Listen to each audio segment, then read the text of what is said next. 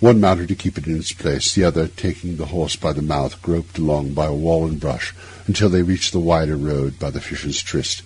Here was a faint diffused radiancy, which they hailed like daylight. By that they pushed the horse to a good pace and began to rattle along merrily in the direction of the town.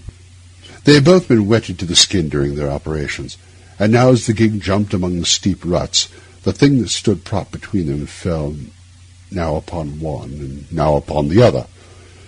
At every repetition of the horrid contact, each instinctively repelled it with the greater haste, and the process, natural though it was, began to tell upon the nerves of the companions.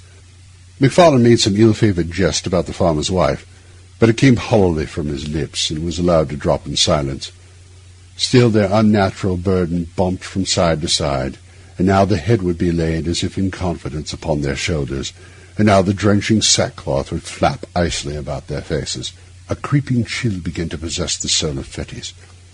He peered at the bundle, and it seemed somehow larger than at first. All over the countryside, and from every degree of distance, the farm dogs accompanied their passage with tragic ulations, and it grew and grew upon his mind that some unnatural miracle had been accomplished, that some nameless change had befallen the dead body, and that it was in fear of their unholy burden that the dogs were howling. "For God's sake," said he, making a great effort to arrive at speech, "for God's sake, let's have a light!" Seemingly MacFarlane was affected in the same direction, for, though he made no reply, he stopped the horse, passed the reins to his companion, got down, and proceeded to kindle the remaining lamp. They had by that time got no further than the cross-road down to Auchinleigh. The rain still poured as though the deluge was returning, and it was no easy matter to make a light in such a world of wet and darkness. When at last the flickering blue flame had been transferred to the wick and began to expand and clarify, and shed a wide circle of misty brightness around the gig, it became possible for the two young men to see each other, and the thing that they had along with them. The rain had moulded the rough sacking into the outlines of the body underneath. The head was distinct from the trunk, the shoulders plainly modelled. Something at once spectral and human riveted their eyes upon the ghastly comrade of their drive.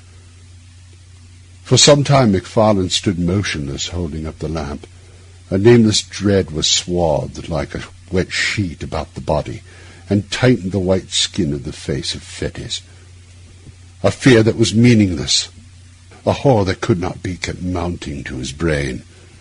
Another beat of the watch, and he had spoken, but his comrade forestalled him. "That is not a woman," said MacFarlane in a hushed voice. "It was a woman when I put her in," whispered Fettes. "Hold the lamp," said the other. "I must see her face." And as Fettes took the lamp, his companion untied the fastenings of the sack and drew down the cover from the head.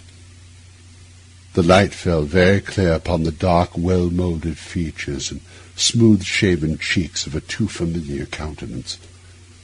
Often beheld in dreams both of these young men. A wild yell rang up into the night. Each leaped from his own side into the roadway. The lamp fell, broke, and was extinguished, and the horse, terrified by this unusual commotion, bounded and went off toward Edinburgh at a gallop, bearing along with it its sole occupant of the gig, the body of the dead and long dissected Grey.